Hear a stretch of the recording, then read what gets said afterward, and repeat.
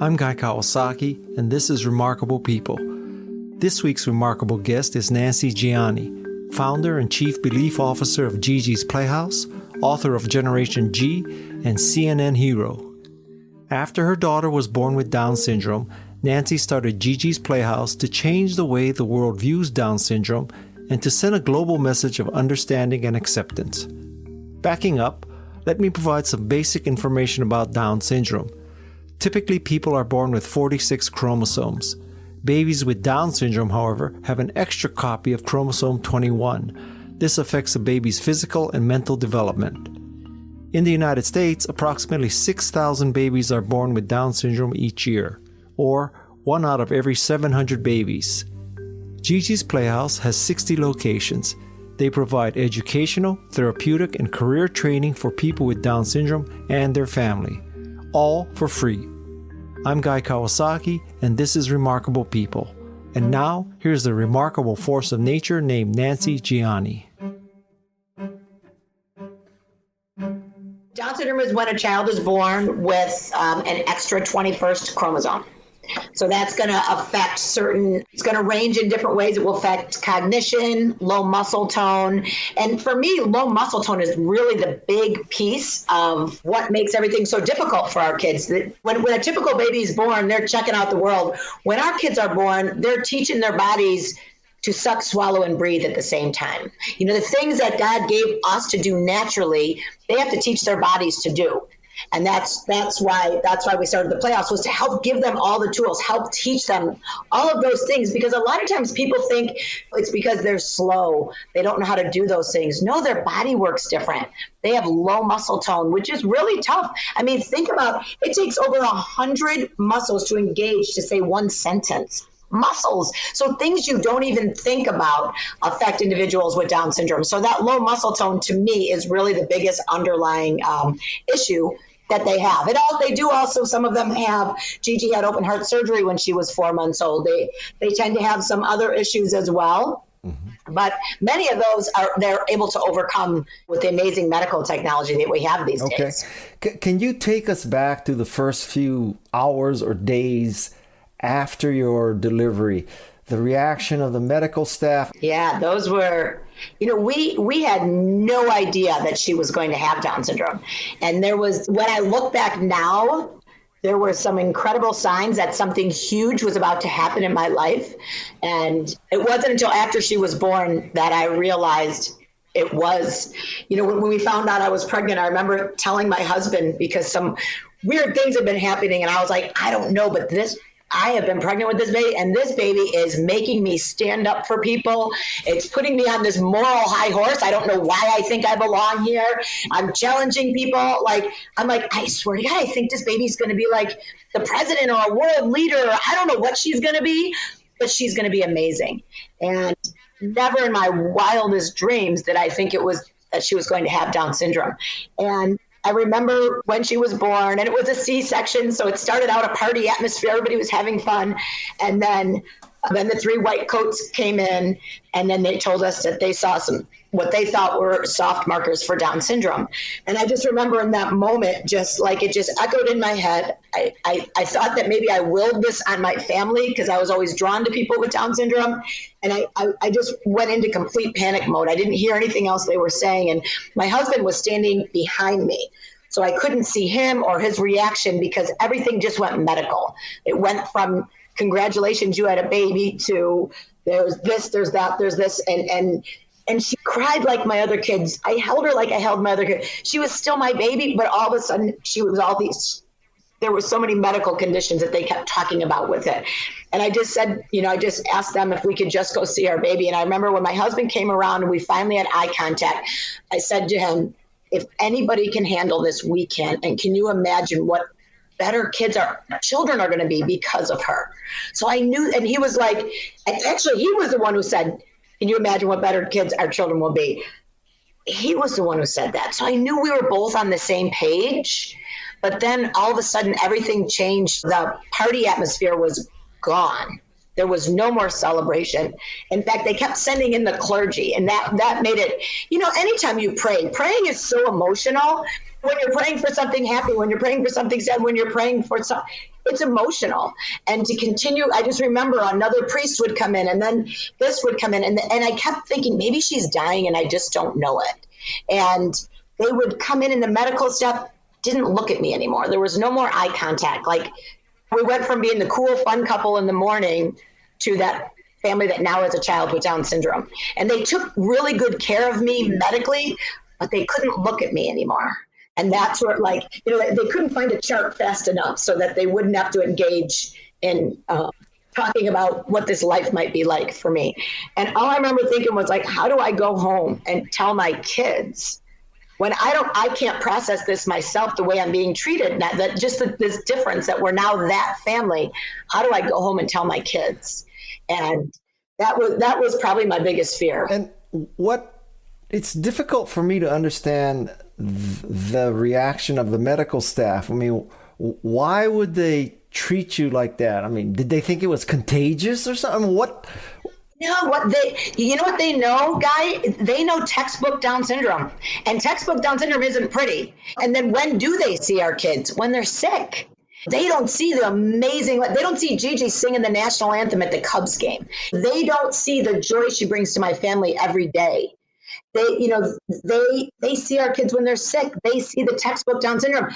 I mean, the fact that 80% of people terminate their pregnancy implies they don't belong. We have medical professionals who tell our families that when they refuse to terminate, one geneticist came out when one of our families refused to terminate and said, I don't expect my dumb dog to come in from out of the rain. What do you expect this child to do? No. Honest to God, I am not kidding. We have more people, when people say, is there any hope? When it's just a Down syndrome diagnosis. They're told by different medical professionals. I'm not saying all medical professionals, but there's a lot of them out there who don't necessarily see the beautiful side of Down syndrome that I try to let the world see. Are you talking about when Gigi was born and now things are better, or is this still true? Still happening, still to this day. I'm day. Floored. And I hear more about it because with 60 locations around the country and startups, I talk to so many families, you know what I mean? And so I hear about it more and more, and I hear the negatives and I hear the positives. And we try to praise whenever there's a positive. When a pregnant mom goes somewhere and there's a positive, we really try to praise that and try to keep that going. And the ones with the negative, we try to educate them. But some people, you're not going to change the way they think. There was just somebody, a congressman, who just stood up and said that some lives aren't meant to be. And he was talking about kids with Down syndrome specifically. Now, today, this happens to this day. And, it's amazing to me. I don't want to get on a soapbox. I'll get me all worked up over here, guy. But it is, my brother. It is happening to this day in this world. Our kids aren't accepted, and they have to fight every day, every single day. They wear that diagnosis on their face, and that makes them victims, and it's tough. But I would like to think that we've gone beyond this, but unfortunately, it is still going on. We're doing our best. And we'll continue to do our best to educate the medical community on the amazing gifts that people with Down syndrome bring the world. I would make the case, and I would put myself in this category, that I have had so little contact with anybody who has Down syndrome that my reaction is empathy, sadness, pity, those kinds of emotions. But I need you to tell me, what's the reality of life for Gigi? Oh my gosh! Are these the right reactions that people should have? Yeah, 100%. First of all, it was funny because somebody at my gym came up to me and said, "Oh, I didn't realize you were Gigi's mom," and I was like, "Oh yeah, you should come by sometime and get a tour." And she was like, "Oh no, I can't see that. I can't see that kind of stuff. I cry too easy, and I can't see." I go, GiGi's is the most positive place you will ever walk into in your life. And what I love about GiGi's Playhouse is yes, we serve individuals with Down syndrome, but we serve the entire community. And we teach them empowerment and love and respect. And from the minute you walk in there, you will walk out of there an advocate. You will walk out of there energized about Down syndrome because you realize, but things just take them a little bit longer. but they do it. They've got a determination and a spirit of forgiveness and love. And they see the good. Somebody could be the meanest person in the world, and they're going to figure out what is good about that person. That is who they are. And that's how they make people feel. So their gift to the world, people that don't know, like this woman who was like, no, I can't see that. She would have walked out of there, and she did come after that and said, I just didn't know. They're amazing. The amazing gifts they give back, the gifts that God gave them, that extra chromosome that's just full of empathy and love and determination, they give it back to the people around them. And that's why GiGi's Playhouse is what it is. People come in all the time saying, I came here to volunteer for them, and my life has been changed. And that's what we call the GiGi's ripple effect. Everybody, whether you're in there as a tutor or a volunteer doing whatever it is you're doing, you become better by being around them. It's really amazing. I don't know. It's really amazing. And you need to walk into a GiGi's and feel that energy and that love, that pure acceptance and empowerment. Because you walk around going, God didn't give them the muscles to do all this, and he gave them to me. If they can do it, I can do it. So it empowers everybody who walks in the building. What is the reality of life for Gigi? What is it like? What is her day like? Because again, people like me have no contact. I don't know what her life is like. Yeah. She is 17 years old. She works out every day. She has a boyfriend for 2 years. She goes to school. She speaks at every GiGi's Playhouse opening. That is her favorite thing to do. Today, I think she signed about 250 acknowledgement letters. She writes notes to all of the donors, and when we send their acknowledgement letters, she signs them. So she's very much into makeup. She's very much into Snapchat, Instagram, social media, everything you can imagine. She's absolutely hysterical, and she's starting a podcast. She's starting doing beauty tips and makeup tips. She's works out every day. She works. You should hear, I'll hear her go downstairs. The music will start cranking. Then I'll hear the punching bag. She's on the punching bag.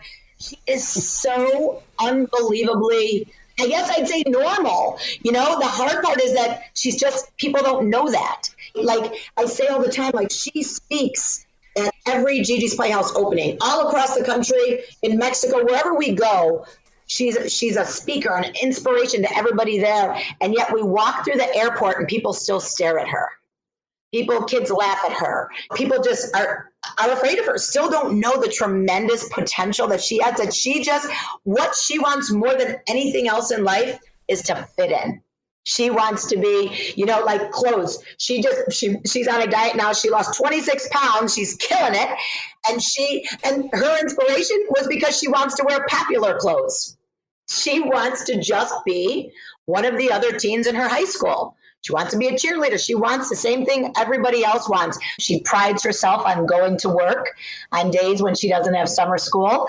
So that's always a big thing. And she's just an inspiration to so many. And she truly is a gift from God. She inspires me every day to be a person I don't know that I would have been or could have been without her in my life. The hard part is that her body works a little bit different. So she has to work harder to do those milestones. Like when she finally learned how to walk this. So I know what you're saying about just not knowing. Like she finally learned how to walk through all kinds of physical therapy and everything else. And then she couldn't jump. I'm like, what do you mean you can't jump? Who can't jump? Like you don't even realize how deep low muscle tone goes. Like who can't jump? I look at people on the air when I see them with their kids at the park and I think, do you even know like how lucky you are that your kid can jump? Like my other kids, literally when we realized like, okay, she can't jump. Like my kids like taught her the dynamics of jumping. Every day they were like, done it up, done it up. Like, how does it not come natural? So I understand where you say you don't get it, because I truly didn't get it. And I was living it. I didn't realize how limited their bodies were and how strong they were. That's when I was like, I will never stop fighting for these kids, because that's when I realized how strong they are. They weren't given the tools that all of us have been given, and sometimes take for granted and don't use, they weren't given those tools, and they have to teach their bodies to do what comes naturally to us. And that's why I will always talk about their strength and the amazing people that they are. But you're right, people just don't know from the outside, and that's what we're trying to change. So speaking of people who don't know, regardless of their intentions and being a good person and all that, what is absolutely tone deaf to say to you or Gigi? What makes you just shake your head when people do something? To say you can't do something, or that she can't do something. We don't put limits on anybody. So to limit us in any way possible, me with Gigi's Playhouse, her with her life, there's nothing we can't do. And that's the one thing. And if someone ever assumes she can't or I can't, that just fuels us more to do it even stronger. You know, for her to sing the national anthem in front of 40,000 people at the Cubs game last year, she learned the national anthem, the words. She read, she can read, she learned the words and memorized it when she was about 5. It took her another 10 years before she was able to teach her muscles to properly articulate every word to that song, to build up her core so she would have the air to blow that out, to get those words out there beautifully. But she's not going to do it if she's not going to do it right. She did it. She set her sights on it and she did it. So I think for us to say that someone's not capable or someone can't do something, I think those would be the words we can never hear and we should never do. I believe in self-fulfilled prophecy, and I think it works both ways. When you say, I can do this, and when you say, I can't do this, or my child can't do this. It's just willing bad energy telling them they can't do something. We all can do it.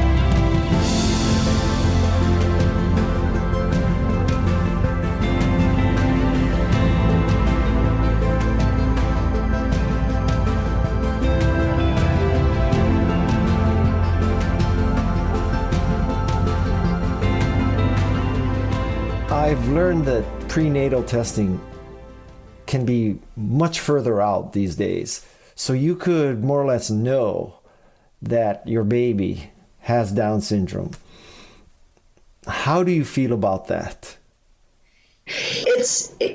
We have many families, and they find out before the 3-month mark now. So the testing that's being done now, we find out much earlier, and people are coming to us earlier and earlier. They'll come to us straight from the hospital, some of them straight after the diagnosis, some stay home. They're devastated. I mean, it's scary. It's a scary diagnosis. It's not something you're like, oh, I hope I get a kid with Down syndrome. It's scary. When, like I said, for those doctors, I understand textbook Down syndrome is not something you would will on somebody. But you know what? There's so many beautiful gifts and beautiful parts to it. So when these families come to us, and you know what? This is what gets me, Guy. I had, right before COVID, we had a pregnant mom that came in, and she brought her other kids to participate in the program so kids don't judge other kids. That's learned behavior. And the kids were in there, they were playing it, and she was watching the siblings play with the other siblings and playing with the kids with Down syndrome. And it's just a crazy, awesome, fun place. And her daughter was loving it.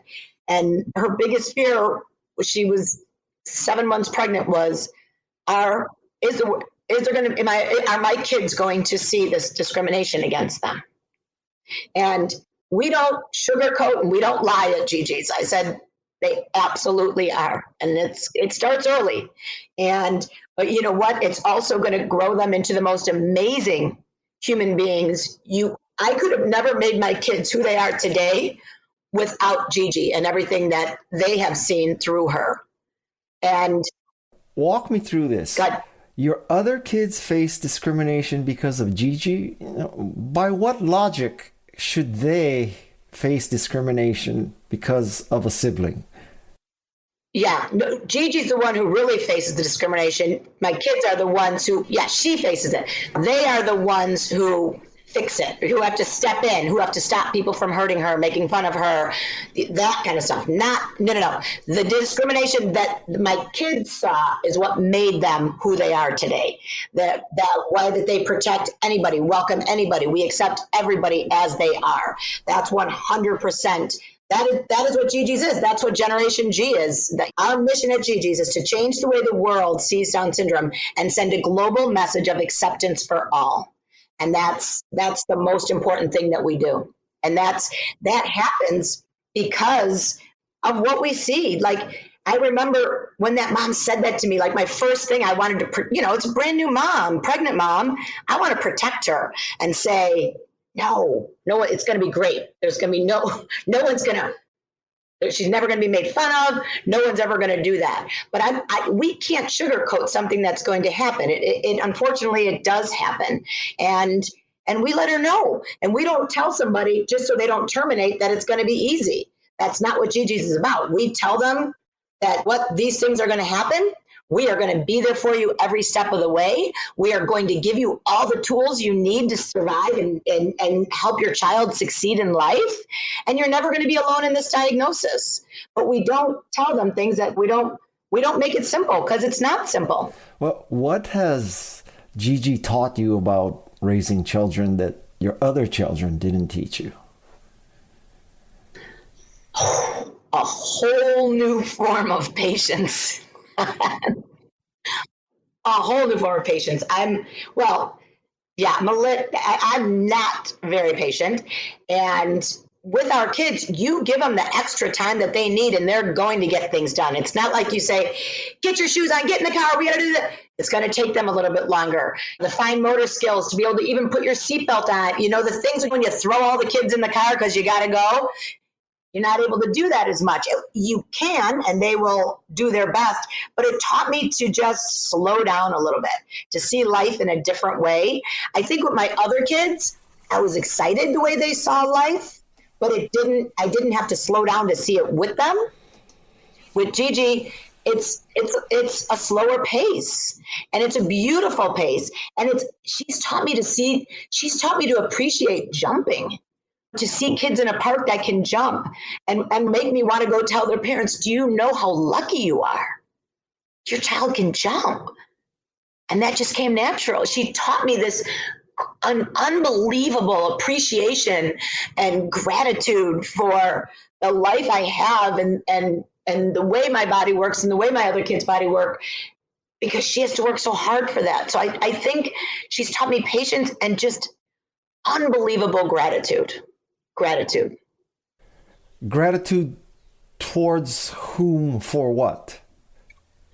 I would say gratitude for life. I thank God every morning when I wake up that I'm here to help her and fight for her. And I'm proud to be able to do that. And she just makes me, I'm thankful for everything that I have. I'm just so much more thankful than I think I was before, because I think I took things for granted before. Whereas now I don't take things for granted. I don't take a smile for granted. I don't take friendships for granted. She doesn't, when someone wants to be her friend, that means other kids had multiple friends. They came and went. When someone wants to be Gigi's friend, they choose to be friends with her, even though other people aren't. And I have such gratitude. I've met nothing but amazing people. GiGi's is 99% volunteer run. We have tens of thousands of volunteers, and these are all the most amazing people in the world. Where would we be without them? Like, that's where all this gratitude comes from, because that's everything that people that are out there that will give. Now, walk us through the genesis of GiGi's Playhouse. How did that come to be? I was carrying her to bed. She fell asleep downstairs, and she was fresh out of open heart surgery. She was probably, I think, about 5 months old at that time. And I'd been to these support groups. I'd been to different places, and I knew I wanted to do something in Down syndrome, but not sure what it was. And I picked her up to carry her to bed that night. And I just remember feeling like this tremendous weight. With my other kids, they kind of held themselves up with their muscle tone. With her, I felt the tremendous weight of her body. And I realized she carried that weight around every single day. And she did it with a smile on her face. She did it with determination in life. She was such a happy baby. You never know she was walking around that this low muscle tone was pulling her down every day. And I remember when I laid her in her crib and I felt that low muscle tone, I promised her that I would change the way the world saw her and all of her friends with Down syndrome. And I remember I didn't know how I was going to do it. And at that time I was thinking, maybe I'm just going to raise a bunch of money. Maybe I've always been good at fundraising and making money. Maybe that's what it's going to be. I had no idea in that moment what it was going to be, but I knew it was going to be something. I made that promise. I put it out there to the world, and now people are helping me make this promise come true in communities all across the country and all across the world. People are being served by GiGi's Playhouse now. So that one promise, that one really feeling that low muscle tone and understanding, what that weight meant to her, how it pushed her down, just pushed me up. And since that day, people have helped me make that promise come true. It was a promise from me to her, and the rest of the world has picked it up, and they are picking up all of our kids. So that's where it all began, with a promise, brother. I'm just not a negative person. And my brother Joe, I remember I was going to a support group meeting. My brother Joe was like, "Oh, don't go to a support group meeting. You're the most positive person I know. You don't need support. You just need to keep going and doing what you're doing." I go, "Joe, I don't know anything about my baby. Like, I don't know anything about her. I need to learn. Like, I have to educate myself more on this." And I went to the support group meeting, and it was like in an extra room, in a hospital, not a very positive place, but positive people. And what went on in that meeting was great. It was just the scene we were in, and that, just kind of brought you down. Like, Gigi was in the middle of going through open heart surgery, so we were at the hospital a lot. There was other things going on. Last place I wanted to be was a hospital. So I remember sitting in that room, but listening to some really cool parents that were positive about their diagnosis. And I was sat there thinking, what if there was a place? Like, what if we just provided a place that was full of energy, full of empowerment, and full of potential, so that new mom, so you didn't feel that weight of the diagnosis, but you felt hope, and you felt like, I can do this, I got this. And that was kind of how GiGi's was born. There was a couple more things that happened, but then we opened a year later we opened right after her first birthday. For her first birthday, we did the first fundraiser, and then we opened our first location in Hoffman Estates, Illinois, a suburb of Chicago. Crazy. You have over 60 locations. How did you grow? I can understand making one, but how did you grow to 60? That's quite an accomplishment. Well, that was that gratitude part that I was talking about, these amazing people who step up, because not only do we have 60 locations and startups, but they're 99% volunteer run. And we give everything away for free. So all of our programs are free. Free literacy tutoring, math tutoring, speech therapy, fitness programs, career skills, all of it's free.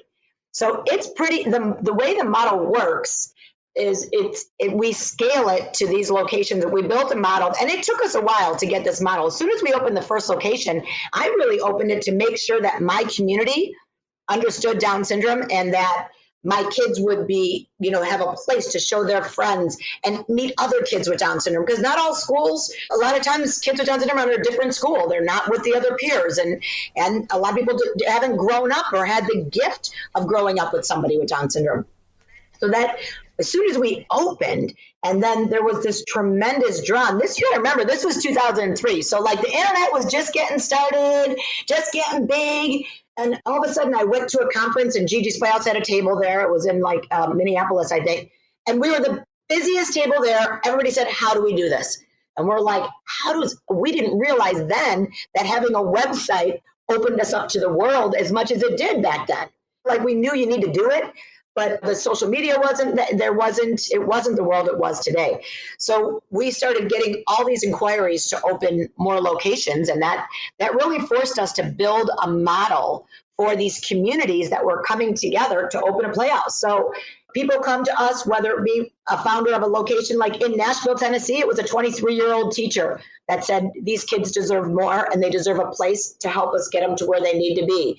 In Rockford, Illinois, it was a set of grandparents. We have business people who have opened at GiGi's, but what they do is they come to us with the inquiry, and we have different phases they need to get through. And it's not easy, because every GiGi's Playhouse needs to be sustainable. So we have to get them so that this becomes a lifeline for the families. So we have to make sure that they're sustainable, that they have a diverse board, diversified funding. There's a very strong business plan that goes around a GiGi's Playhouse. And remember, a lot of times these are this is somebody doing this, a community member that might not necessarily have those business skills. So we have to give them all those tools, all those shared platforms, and they take that. We get them to phase three. Phase three, they become their own individual LLC, like GiGi's Playhouse Nashville, and then they open their location. And the very first thing they have to do is engage your community. So the beauty of GiGi's is you're not just there to serve the individuals with Down syndrome. You're there to serve that community and teach them about love and acceptance and respect. And it's really it's a magical place. And what a gift from God that people just keep coming in to open a location to change their entire community. So at 60 right now has just been, sometimes I like I said, there's a higher power guiding this thing. And me and Gigi are in the driver's seat going, we don't know where we're going today, but we're going to spread some love and we're going to make it happen. And it's amazing what these people do, all in the name of serving others. If someone wanted to start a GiGi's, do they just reach out to you? And I mean, you have this down to a science at this point. Yes, pretty. In the U.S., we're having we've got over 80 countries that want to start inquiries in countries that, we did open a mission Playhouse in Mexico, and it's amazing. They need it there. They have a lower termination rate, so they have a higher population of people with Down syndrome. They also are just, they still hide the kids with Down syndrome and hide them away. So they needed a place. They probably need about 5 more over there, but it's just such a hard country to build these in. So we would love to help the other countries, but right now in the U.S. is where the business model works the best. And there's so many inquiries here that what we do for the other countries, actually, when other countries call, we give them our programming. All we want to do is help people be the best possible person they can be. So we'll share our programs with the other countries until we're able to successfully have that international model. It's the currency, it's the taxes. There's so many different reasons that we haven't been able to do it yet besides Mexico, and we need to do it. But like our GiGi's at home, when COVID hit, we had to take all of our programs virtual. So we do about 4,400 program hours per week at GiGi's across the network. So that's free therapeutic, that's free tutoring, free literacy program, and free speech therapy, all these free hours of programs. So when we had to cancel all of our programs, the families were devastated. So within 10 days, we were able to go virtual. We took multitasking to a whole nother level. My team just jumped in. People were doing, we did whatever it took. Our families, all of us, the whole world was like, what's happening in the world? And then you add a diagnosis on top of that. Now the family's not only at home with their other kids while they're working, they have a child with a 24/7 diagnosis. Like, they needed us, and we needed to still be there for them. Our adults needed us. There's not a lot of places for them. There's not a lot of jobs for them. Like you said, you don't see them because there's not a lot of jobs out there for them. There's not a lot of schooling out there for them. So they needed these programs. So we started GiGi's at home within, I think, 5 days of us closing down. We just found out the other day that people are using our GiGi's at home programming in over 20 countries right now. Isn't that crazy? Describe your technology. How do you do this? It's crazy. Absolutely amazing teams and amazing volunteers that really made that happen. That was seeing the other, we didn't even know until we checked our IP address. We just put it out there for people to use. And we put it out there, but we have to be very careful because we need to keep it safe. Our families need to be able to go in there and know that their child's going to be safe on that virtual platform and that they're protected. So it takes just as many people to run our programs virtually as it does to run them in our playhouses. And what a gift that our volunteers, on top of everything else that's going on for them, because now their kids are home and they're working from home, they are still stepping in and serving these families even virtually with us now. Are you using rooms with Zoom, and that's how we use GoToMeeting for the general, for like our fitness and our bigger programs. For the one-on-ones, we're actually using Microsoft Teams. So we do one-on-one tutoring in literacy and math, and then one-on-one speech therapy, and all that is being done through Teams.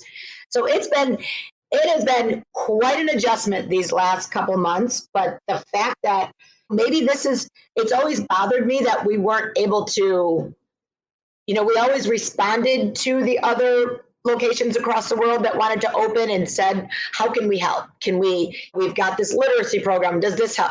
But now to know that 20 of them can now use the programming virtually and help their families is just amazing. And the number one outside of the US that's using it is Nigeria.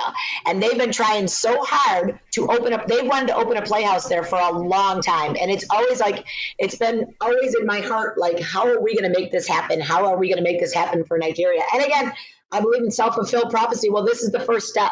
Now they're getting it virtually. And they're smart. They're taking advantage of it. All that free programming, why would they not? I understand having 60 locations. So now you have 59 more places where people can go. But now, with everything virtual, do the other 59 have their own virtual programs, or is everything centralized into yours? Yes, a little bit of both. So we do live programming each week. So there's live programming all week. So I think we just did our since it started, we've done over 1,500 live programs. So how many hundred per week of live programs that we're doing? And then we have over 300 on-demand programs. So people can come in and do the live programs with people, or they can come in on their own time and do the on-demand programs. Now, when you say we, do you mean we, the original GiGi's, or we, the 60? The network. So GiGi's Inc., we call GiGi's Inc. is kind of like the mother, and we put together all the programming. We put together all the platforms. We give them all the tools they need, and then they give it out to their families. That's how they're able to be 99% volunteer run, because all the platforms are there. The security is there. Everything they need is there to run their program safely and successfully within their program, within their playhouses, but now also virtually. So they're doing, can you imagine that? I mean, we've done, it's still, when I look at it, we've had over 250,000 people visit our GiGi's at Home website, and we only launched it at the end of March. It's just crazy where GiGi's at Home is going.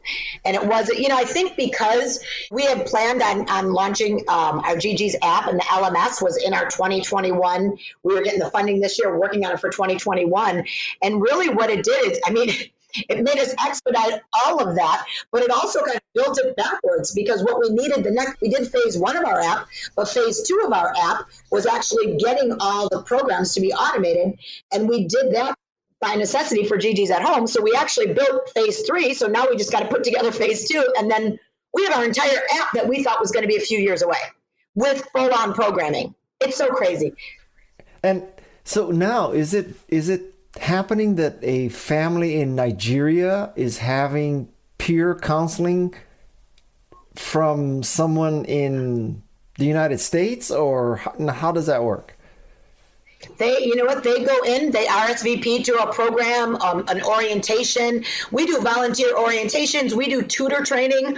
All of that is done virtually now. So they can come in and learn all of that from Nigeria, from wherever they are. They are required to RSVP because we have to track everybody who comes in and has access and all of that. But yeah, They are getting all of the same things. And it's pretty cool because even our new family orientations, we used to do them it would be at your local playhouse. All the new families would gather. We'd have dinner and a party or whatever. And now the new family orientations are being done online. And we're having other families that want to join the new family orientation. Maybe Nashville is holding one, and then somebody over in our San Diego location's like, I'm a new family. My baby's the same age. Like, people are connecting through all these new family orientations and just in different ways. And GiGi's is so empowering. And watching, you could have a mom come in, deer in the headlights, look, this diagnosis, just, I don't know what I'm going to do. The average age to have a kid with Down syndrome is 28. So a lot of our families are first-time parents, and all their friends are having babies. And then you have a baby with a diagnosis. Your baby's not like their baby. There's different things going on, different milestones when they're happening. So walking into GiGi's, it's usually deer in the headlights. They're petrified to do it. Even though they know it's positive, it's still hard because you're taking on a 24/7 diagnosis that you're going to have the rest of your life. This isn't going away. And so taking that first step is hard. And then once they do it, it's like they walk out of there a different person.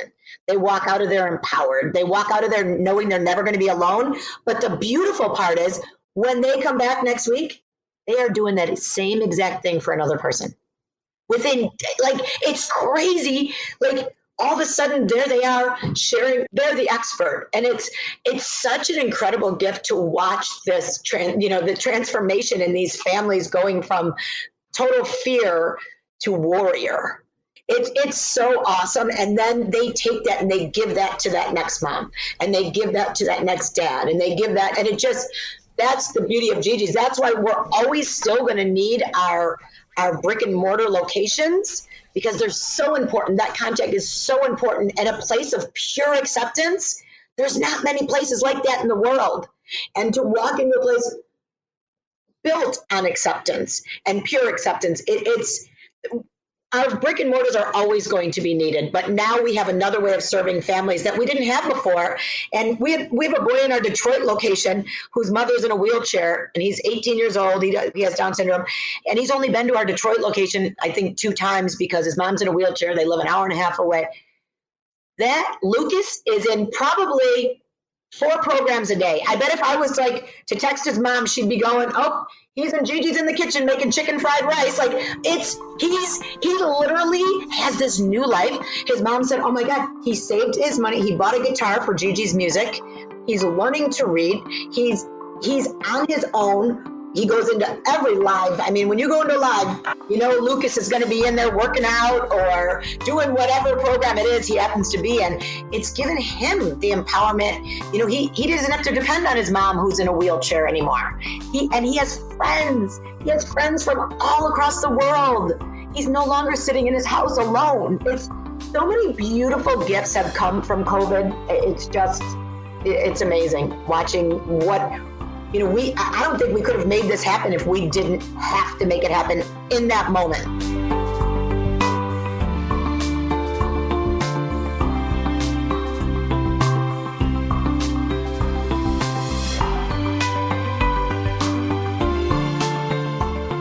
Can you summarize your advice to parents trying to navigate parenting a child with Down syndrome? Yeah, I think the number one thing, I say it and I say it all the time, is have high expectations. Don't fall back on the diagnosis as an excuse, because it's not. It's just a reason to have to work harder, but it's not an excuse. There's nothing our kids can't do. It's amazing, but you cannot say, my child, he won't sit for more than 5 minutes. Yes, he will. You have to have that expectation. And you know what? In a place like GiGi's Playhouse, it's okay if he doesn't sit there for the first 5 minutes.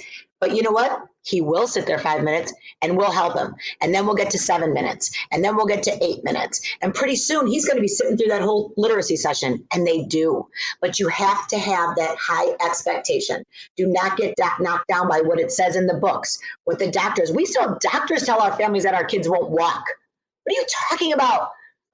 don't get knocked down and I don't mean all doctors, because I don't want to say it because there's so many amazing doctors out there, but we still have people that are understanding that our kids can and will do anything.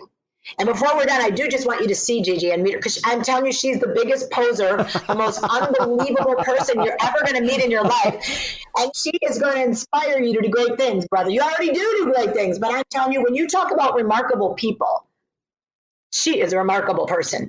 And she knows when she's supposed to step up.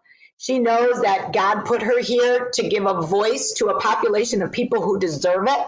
And I can't wait. You guys are going to meet someday. Where do you live again? I live in California. Where do you live? Okay. We're in Chicago, but we're opening in Sacramento. As soon as COVID lets us, our Sacramento location will open, and we've got one in San Diego and one coming in Orange County. That's great. That's getting closer and closer to me.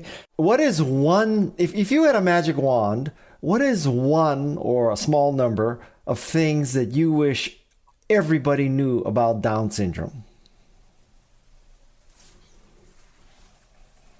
Is that individuals with Down syndrome are such strong, amazing people. That is my number one. Because I do think that sometimes people think they're weak because things are harder for them, but they figure it out, they get it done. And I would just want people to know how strong they are, and that they have feelings just like you and I. They're not that much different than us. They just have low muscle tone, and they have so much to give. So much to give. I think that's my number one. We wouldn't have tens of thousands of volunteers if they weren't getting something back. Off the path here, you were named a CNN hero. So what happens when you're named a CNN hero? I mean, you don't need to make reservations at restaurants anymore? United Airlines upgrades you to first class? What happens when that happens? No, you know what? I think that what I loved is that the CNN Heroes logo has an S on it. CNN Heroes. So it always has that S on it, because it's not me. It's not Gigi. It's everybody who steps up at GiGi's Playhouse.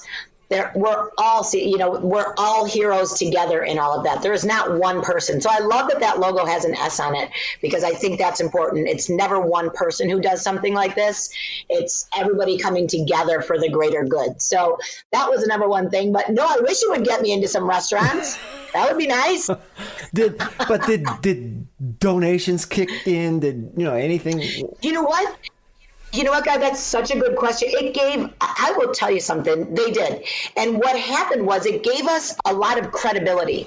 So because when you're vetted to be like a CNN hero, they talked to my 8th grade teacher. They went back years to see if you've ever done anything wrong. I was really, really surprised at the vetting process and how far it went. How many people came to me later saying that they got calls? Really? And I was shocked at really where they went with that. And I remember they had questions. It was an unbelievable vetting process. And now I see why, because it did pick us up. We did get instant credibility for GiGi's. That was instant credibility, because it was an incredible vetting process, but it did help us immensely. It helped us in marketing. It helped us in donations. I mean, stuff like that, to be able to have your name associated with something positive like that was really huge for us, and still is. I mean, it still continues to be something that people talk about, which is crazy and awesome. This is my last question. What can a listener do to help you? I would love it if they would learn about us. Go to our website. They can volunteer. They can donate. They can just look around and feel the positive energy, so that they will go out and be advocates. The most important thing any of your listeners can do is accept us. Just learn about us. Go look at GiGi's at home. Go look at some of our videos. Look at the amazing accomplishments that our kids are doing. Every day they try to prove themselves to be accepted. So to me, I'm sure the first thing I should say is donations. We're run on donations, private donations. We don't get any government or state funding, and we do everything for free. But what means the most to me is that our individuals are accepted and respected. And so just getting to know our organization and our kids would just be the biggest gift. That's sure. Fantastic. So I want to tell you, and I mean this as the highest form of praise, that I have conducted roughly 40 interviews for the podcast. This is the interview I have spoken the least.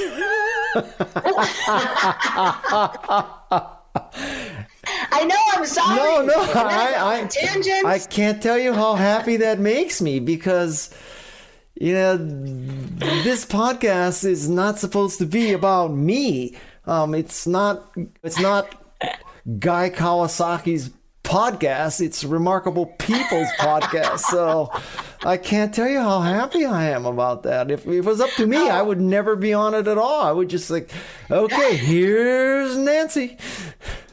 Well, I kept finding myself stop talking. No, I can go on forever. But I just want to thank you for the opportunity to be able to give a voice to our kids and to our families. It's truly an honor. I can't, when I looked at all the people you've interviewed, I'm like, why is he talking to me? I feel so blessed and honored. So thank you so much, Guy. You're spreading great stuff, and we're lucky, so blessed to have you.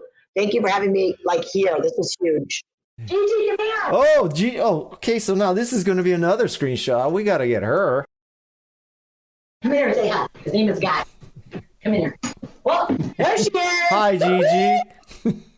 Hi. That's what I was doing. I just talked to your mom for 45 minutes, and I am truly exhausted. So I talked his ear off, Gigi.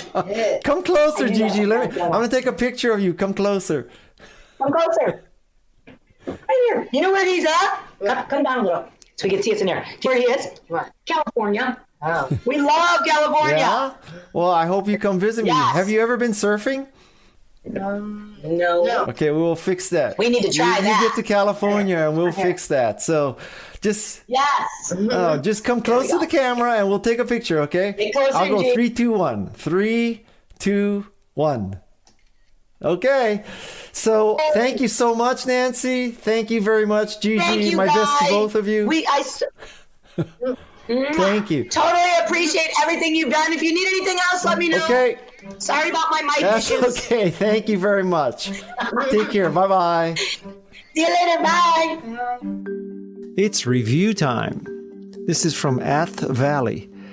Guy Kawasaki is a remarkable person in his own right, and so it should surprise anyone that he figured out a theme for a podcast that lets him interview a wide range of other remarkable people. I think she or he left the word not out in that sentence.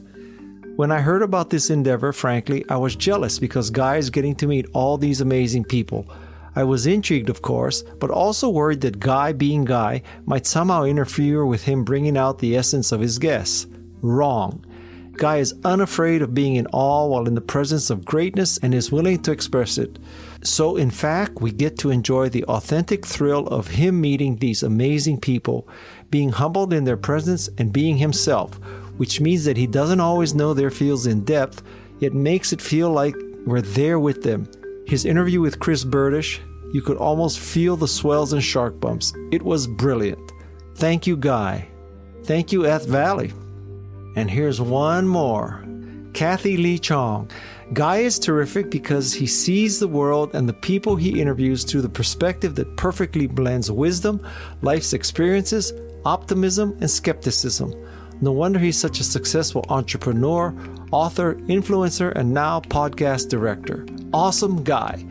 Interview with Dr. Kim and things on COVID-19 was fabulous. I learned so much. Thank you, Kathy.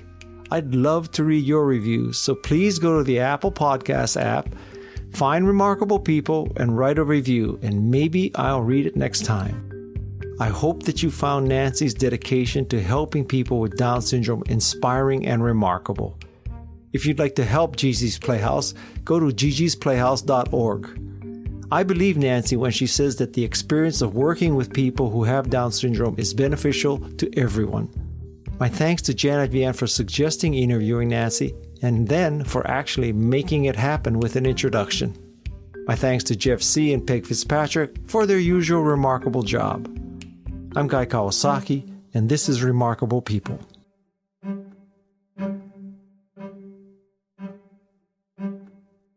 This is Remarkable People.